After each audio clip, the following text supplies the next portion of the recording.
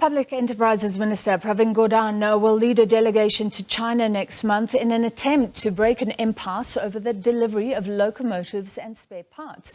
Chinese parastatal CRRC was among the winning bidders when Transnet announced supplies of more than 1,000 locomotives way back in 2014. But, of course, Transnet later halted the supply of those locomotives, saying that the contracts, worth more than 50 billion rand combined, had been awarded unlawfully. CRRC and Transnet have since been engaged in legal battles, and nearly 200 locomotives are not running after the company withheld spares and maintenance. CRRC locally is a Gupta-linked subsidiary of the Chinese company that has been implicated in corruption. The contract is viewed as crucial, meanwhile, in Transnet's efforts to rehabilitate its rail network, which has crumbled over the years, affecting the ability of exporters and large producers to transport their goods. To discuss, we're joined in studio by Mesela Nhlapo from the African Rail Industry Association. Great to have you with us, as always, Mesela. We really appreciate it. The 2014 deal has been so tainted.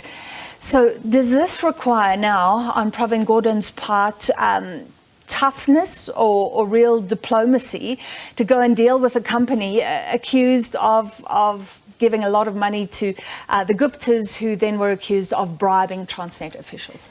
Good evening. Good to be back here again.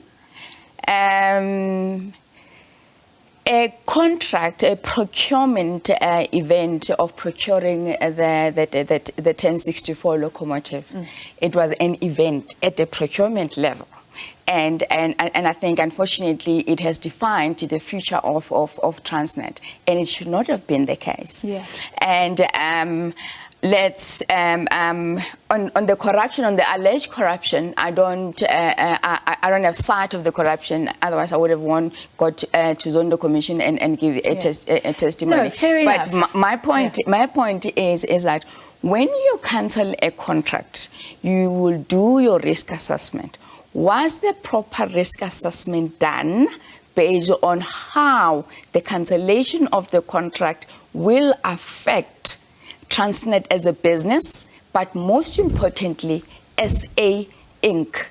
We are where we are today. We don't have locomotives because of the deal was cancelled. But over and above that, our volumes have gone down in terms of what Transnet could transport, meaning that the infrastructure is left unused and therefore exposing it to criminality. So there has been a huge domino effect, and those that make decisions, we must hold them accountable, that the decision that you make when you walk in and be a CEO of Transnet today, you take a responsibility for the life of the company from that day. Yeah. You cannot come in December and tell us that state capture is the reason why things are still the way that they are.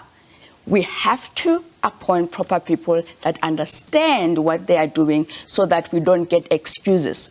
But this, for me, it was a procurement event, and the most important part of this conversation is that we need to have those locomotives.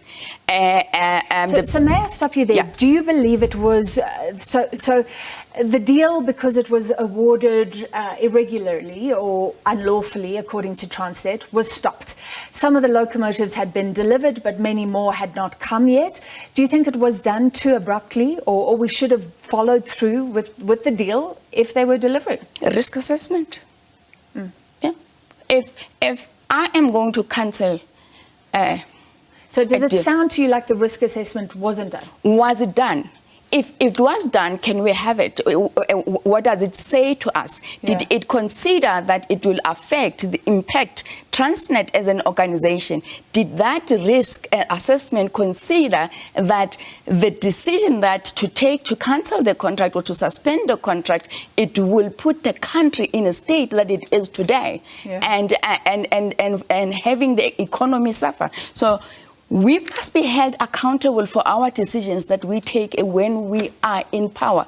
And as citizens, we are now getting more and more aware that we have the power to hold government accountable. Yeah. You cannot come and tell me that, no, it was not my time, I was not there, that's why the rail is in this state.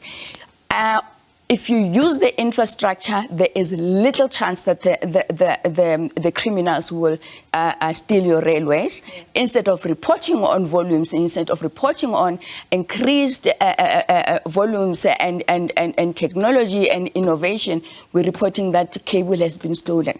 Yeah. So we need to get the rails back on track to ensure that we increase security. The more you use your infrastructure, you reduce the likelihood of your cables being stolen. So Transnet is saying, I mean, this is incredible that this affects 4 corridors which need the locomotives to transport goods such as coal. I mean, it's been decried that at least we should be exporting coal when the world is using it.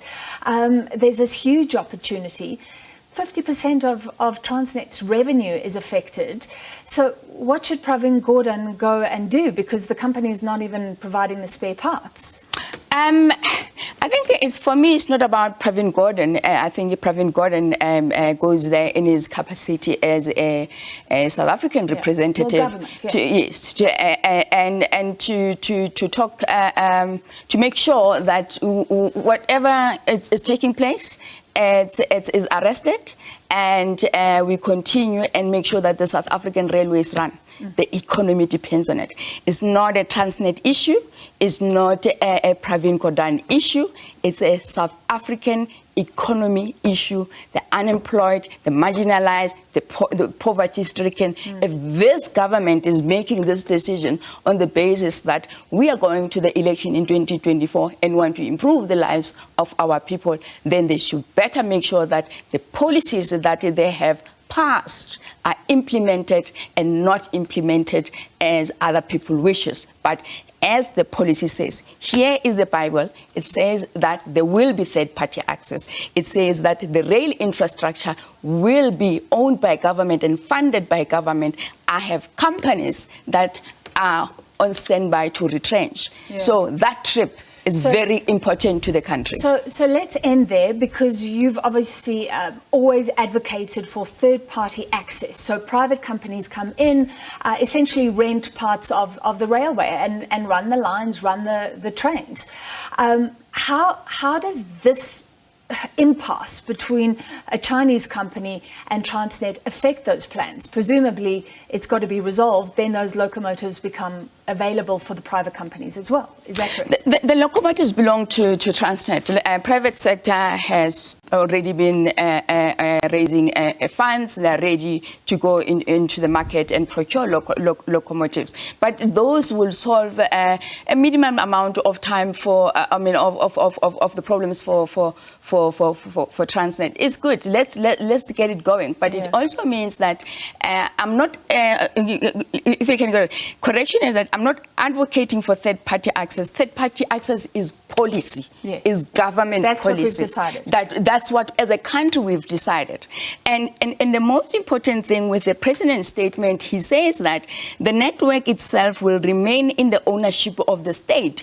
And that's what the Bible, I call it, says. So we support government. We've been working with Operation Vulindlela. We've been working with the Office of the President. And we want to say thank you. We're knowing that the President is listening and we're having things moving. But it is disappointing that it has to get to a presidential instruction to tell a minister to go and sort it out. Yeah, and apparently there was a meeting and the president then decided there would be a delegation to China. So that will leave soon. We'll follow that. Thank you for your views and the update from Mesela Nhlapo, African Rail Industry Association CEO.